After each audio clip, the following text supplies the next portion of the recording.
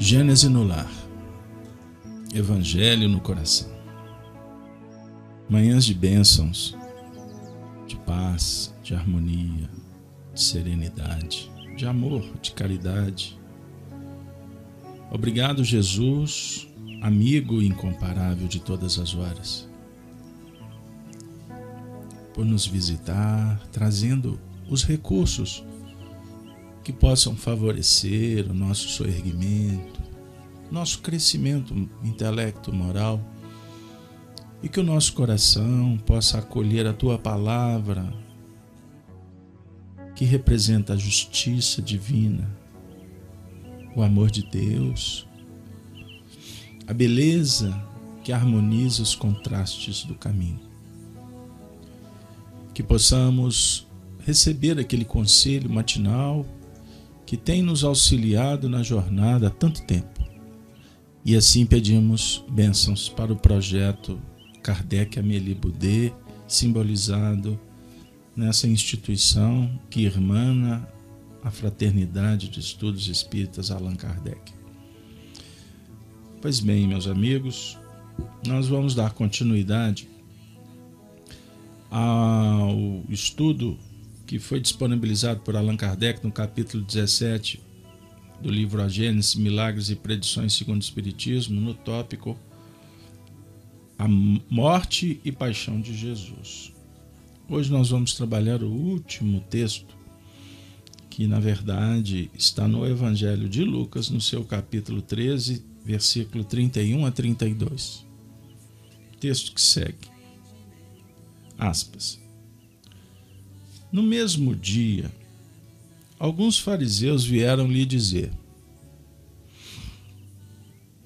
vai-te, sai desse lugar, porque Herodes quer te matar. Ele respondeu-lhes: vá dizer a esta raposa: tenho ainda que expulsar os demônios e restituir a saúde aos doentes hoje e amanhã. E no terceiro dia serei consumado por minha morte. Pois bem, nosso coração se sensibiliza por todos esses encontros em que a mensagem gravitou em torno da paixão e morte do nosso Mestre Jesus. Cada dia um conselho especial, pois a nossa condição interior vai se modificando, a nossa sensibilidade, as emoções e sentimentos propõem que a nossa vida espiritual está em permanente mutação. E todas as vezes que nos deparamos com a mesma mensagem, ela vai soar, ela vai ecoar, ela vai replicar de forma bem específica. A morte de Jesus, ela para alguns pode significar uma cessação da vida. E na verdade, a tônica que foi empreendida nesses encontros que realizamos, Gênese no lar, indicam Jesus chamando os discípulos para prepará-los para a missão. Ele iria passar pelo Calvário, mas ninguém passa pela porta sozinho. A definir que nós vivemos num mundo de interdependência e repercussão. Estamos conectados o tempo todo com a natureza, com a espiritualidade, com os corações afins que fazem parte da nossa família espiritual. Estando eles encarnados ou desencarnados, não importa a dimensão, lugar. Mas a lei do progresso, ela dialoga de uma forma muito especial com a lei de sociedade. Observem bem que Jesus está avisando que iria acontecer o processo da sua desencarnação E ele se depara, observem bem, com um aviso, uma circunstância, como se ele não soubesse que Herodes queria matá-lo. Lógico que ele sabia. Mas observe que ele dá uma resposta para o fariseu dizendo: vá dizer a essa raposa, tenho ainda que expulsar os demônios e restituir a saúde aos doentes hoje e amanhã. Vá dizer a essa raposa é uma afirmativa bem assim, direta. Muitas vezes o conselho ele não faz curva. Ele chega para dizer em qual a posição que estamos ocupando. É a nossa ou a do outro? Quando for a do outro, a dica é: volte para o seu universo e realize a missão que lhe foi conferida. Isso é muito importante. Filosofia indica conhecer a si mesmo para exatamente saber das tendências, das possibilidades, mas também aonde nos encontramos. Estamos reunidos nesta manhã para falar, sentir a mensagem do Evangelho. Quantos milênios nós nos furtamos, hesitamos, olvidamos, postergamos esta possibilidade. Hoje estamos aqui. Vejam quanto caminhamos. Parece alguma coisa assim, supervalorização do que aqui realizamos? Não. Pois descobrimos a duras penas que, se não matricularmos na escola do amor e da bondade, do equilíbrio, da serenidade, nós vamos continuar levantando, caindo, dentro dessa lei do progresso, do nascer, tornar a nascer. É a lei, como diz Kardec, lei natural. Então nós estamos na Terra com uma curta passagem. Ontem eu assisti um vídeo muito legal. Parece que foi, se eu não estiver errado na interpretação, a última apresentação do cantor Aguinaldo Timóteo, lá no Cristo Redentor, no Rio de Janeiro. E ele canta uma música, mas antes ele fala: estou me lembrando de Calbi e Nelson Gonçalves. Aí ele canta a música, no final, de uma forma até irreverente, meio estilo do cantor, ele fala assim: olha, Calbi e... ele teve um problema de saúde. Deve ter tido um fenômeno quase morte. E ele se encontra no mundo espiritual com Calbi e Nelson Gonçalves, que dizem para ele assim: vai embora. Aí ele volta para o corpo. Olha que interessante. Aí ele completa dizendo: a nossa vida aqui é muito curta, muito rápida. Eu gosto de dar exemplos para a gente entender um pouquinho desses assuntos no dia a dia. Então Jesus está dizendo assim: olha, pessoal, eu estive com vocês e valeu demais, mas está na hora de que seja consumado um processo que foi bem apresentado, com detalhes para vocês. Aí nós vamos lembrar dos textos lidos, que a maioria dos discípulos não entenderam do que ele estava falando. Porque geralmente é assim, a gente só vai entender depois que passa. Compreender? Quantas coisas que só hoje você vai traduzir com clareza, mas na verdade foi aconselhado pela sua mãe quando você tinha aquela idade, pelo seu pai ou por uma outra pessoa.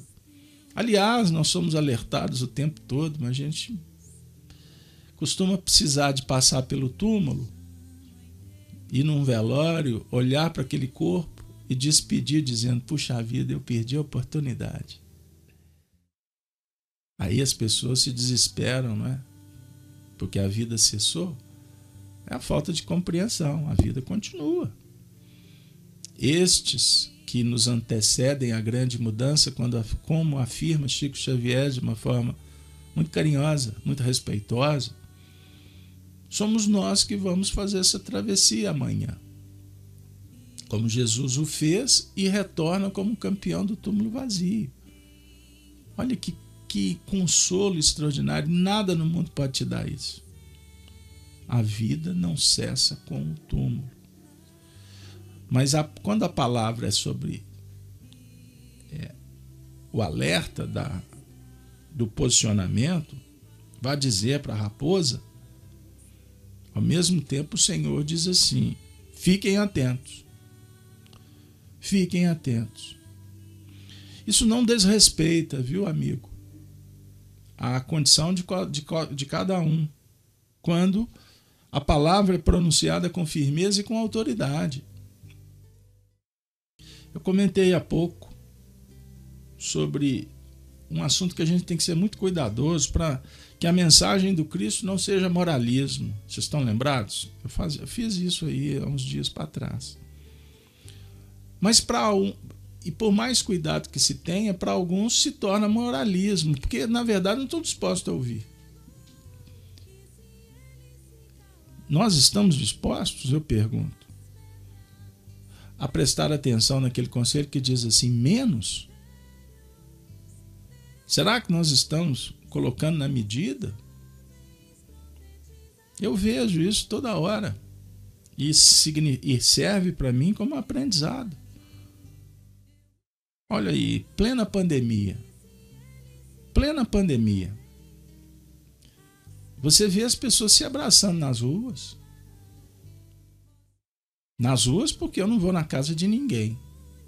Mas quantos que estão dentro de casa? Que vai fazer uma visita para um coração amigo, chega lá, tá todo mundo se abraçando. Estamos de máscara. Sabe o que significa isso? Falta de noção. Eu não posso dizer responsabilidade. É noção.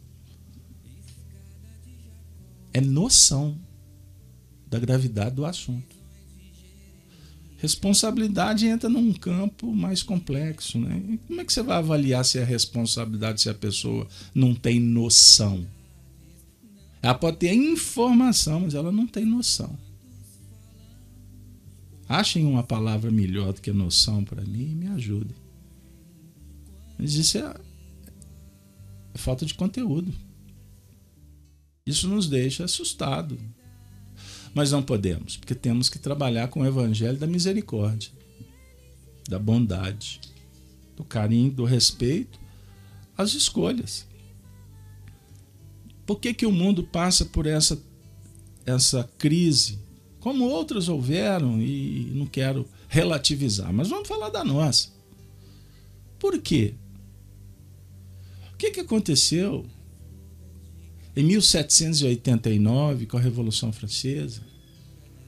O que aconteceu depois com a ascensão de Napoleão Bonaparte? O que aconteceu no Brasil? Hoje eu me recordava que no dia 21 de abril, numa manhã do ano de 1792, Tiradentes, que se posicionou na vida, foi enforcado. Enforcado como um traidor. E, na verdade, qual era a posição do Tiradentes? Ele estava à frente do tempo. Ele não foi compreendido. Então, o que aconteceu com Jesus? Ele estava à frente do tempo. O que acontece com você no seu dia a dia quando você, à frente do tempo, quer trazer um conteúdo para um familiar que tripudia, que deixa de lado? Você vai falar assim, raposa! Não, isso aqui é um efeito didático da manifestação da lei, porque se disser, não será ouvido. Jesus foi ouvido? Não. Mas ele deixou de dizer? Ele disse, mas ele disse para esse público. Porque nos textos anteriores não tem essa citação. Significa o quê? Que a mensagem ela tem tantas variantes E o educador utiliza na hora certa, com a pessoa certa. Sabedor que existe também aquela condição de não ter um terreno que acolha de cara, mas que vai reproduzir no amanhã. Isso é muito importante. Olha, contam as tradições espirituais, e depois, quando a gente desencarnar, a gente vai confirmar se é verdade, que Francisco de Assis, por exemplo, pregava para os peixes. Não, Casalberto, ele não pregava para os peixes, faz um ajuste técnico. Ele pregava para os espíritos, e os cardumes de peixe se reuniam em torno do magnetismo de Francisco. Ah, ficou melhor. Imagine Francisco de Assis numa praia. Você já teve essa oportunidade de conversar com Deus no ambiente da natureza, sem ninguém? Quanta coisa boa que acontece naquele instante. O ambiente é saneado. Aí o médium fala, eu fico todo arrepiado. Ah, que beleza. Na verdade, nós precisamos de exercitar mais isso. Nós precisamos de nos interagir mais com Deus, com a espiritualidade, para compreender o que acontece na jornada e fazermos opções que nos atendam como espíritos imortais. Eu recebi uma mensagem, uma comunicação espiritual de uma reunião íntima acontecida ontem, e me chamou muita atenção quando a comunicação diz assim, que nós não, que o partido do cristão não é partido. Porque se partir já dá problema. Estou fazendo uma adequação na minha palavra. Porque o cristão não tem partido, o cristão é inteiro. O cristão, ele não é direita nem esquerda. O cristão está focado na tarefa. E qual é o grande propósito do Cristo? Tratar do sofrimento. E tratar do sofrimento você pode fazê-lo remediando, medicando, internando, né? Mas você pode também trabalhar em nível profilático. Então a mensagem do Evangelho é para todos os públicos. E ela dialoga com o trabalho, ponto. Não é pessoal. Ele é um movimento que conjuga, que agrega, que aproxima, que esclarece, que consola, que alivia, dentro de um circuito de muita serenidade. Palavra a ser trabalhada é a serenidade. Até para dar a cada um e a si próprio conforme suas obras. Nós vamos recolher conforme a nossa obra. Não é a obra do outro. Por isso, não se preocupe, você não tem que tomar remédio para alguém. O remédio é para você mesmo. Pegaram aí? Como que a mensagem do Evangelho é robusta? Como que ela nos felicita? Jesus diz que tem que expulsar demônios e restituir a saúde. Olha aqui, aguardem, porque hoje, agora e amanhã, a minha tarefa é com o bem. É só o bem. Agora, depois que completar o ciclo, consumado será com a minha morte. A dizer o seguinte, que chega um momento, quando você está numa estação, chegou a hora da partida. Aí toca o sinaleiro lá. Chegou a hora. Ninguém quer perder o trem. Mineiro não perde trem. Então, a partida pode ser mudança de hábito, novas convivências. A partida pode ser um novo estado econômico. A partida pode ser tantas coisas como a própria desencarnação. Quantas pessoas estão desencarnando e lutaram pela vida, há também um percentual dos que desencarnam sem terem lutado, porque desconheciam.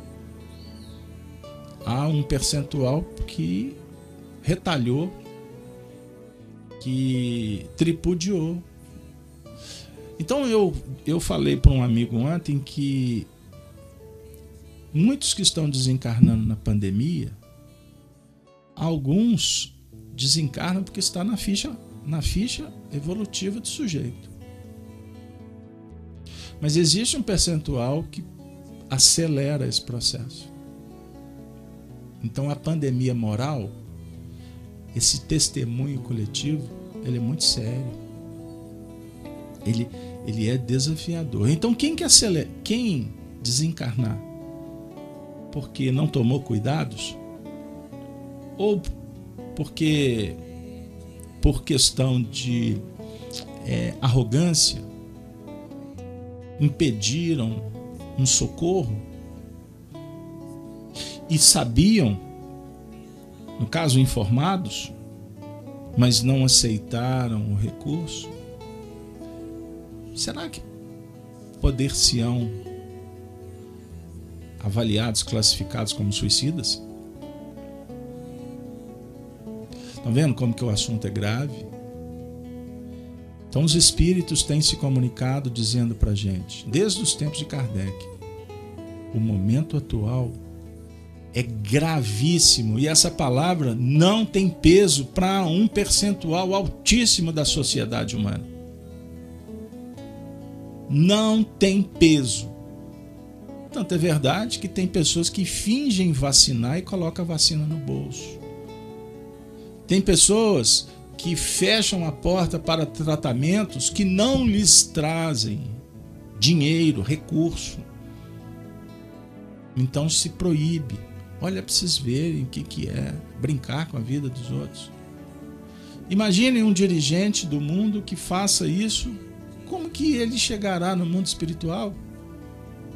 Porque pode ser que agora ele dorme com a cabeça cheia de alguma coisa que faça com que ele não veja a si mesmo. Mas vai chegar uma hora que, como afirma no dia a dia, surge uma coisa chamada ressaca moral, que é dolorosa. A ressaca moral, você quer se furtar dela. Tem coisa mais desagradável, não é? Aí o indivíduo fala assim, nunca mais eu vou errar. Aí o cântico da sereia visita e faz tudo na mesma medida ou pior. Jesus convida-nos para uma sublime iniciação.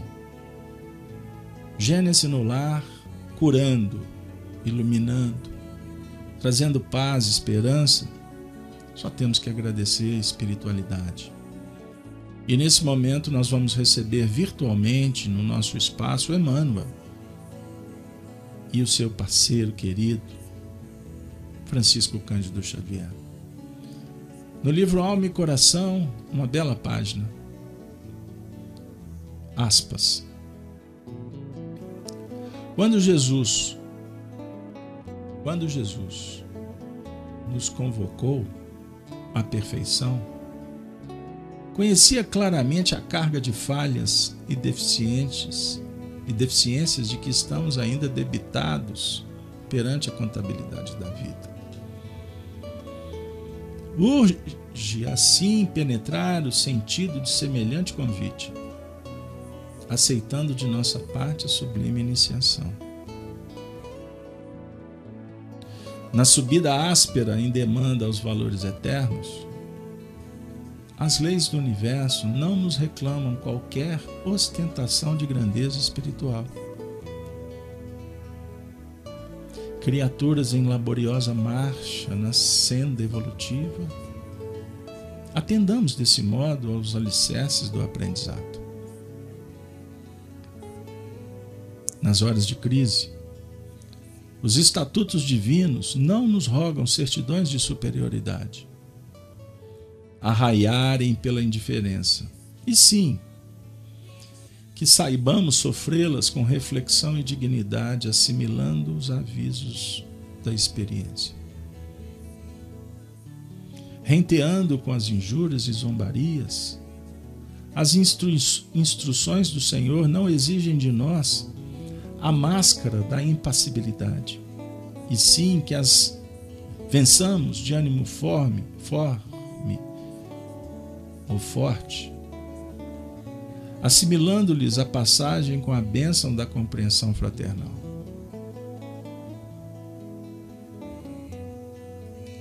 Defrontados por tentações, a vida não espera que estejamos diante dela em regime de anestesia, e sim que busquemos neutralizá-la com a paciência e coragem, entesourando os ensinos de que se façam mensageiras em nosso próprio favor.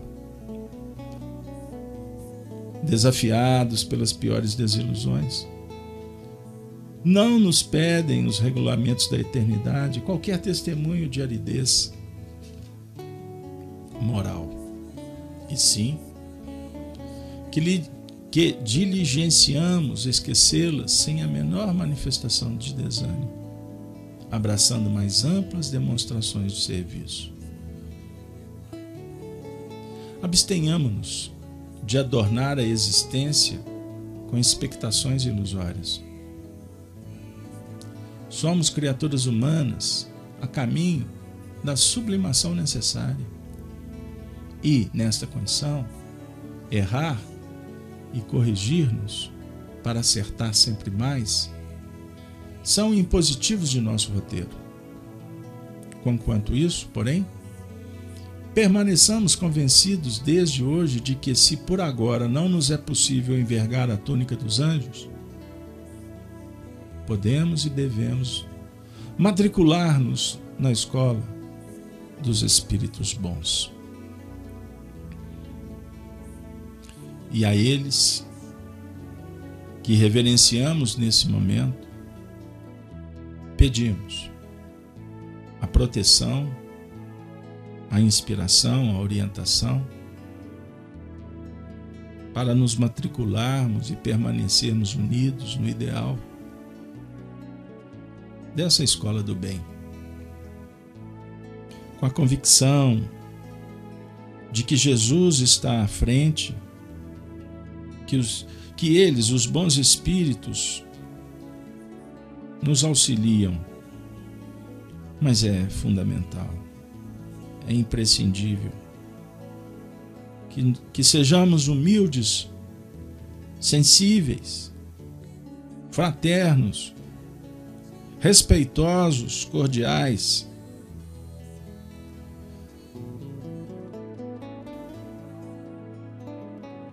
criando uma fortaleza moral e se tornando um instrumento da paz. O partido do Cristo não tem partido, é o todo, e o todo dialoga com o amor, com a esperança, com a fé, e nesse momento, chamados para oferecer nossa parcela, reconhecidos, diminuta seja, mas oferecida com amor, oferecida com fé, a nossa parcela pode muito. Pode inclusive mudar vidas. Confie em Deus, siga adiante. Gênese no lar, Evangelho no coração. Mais uma manhã pródiga para todos. Muito obrigado. Que Deus esteja na sua vida, na sua família, no seu coração. Ave Cristo. Ave Cristo sempre.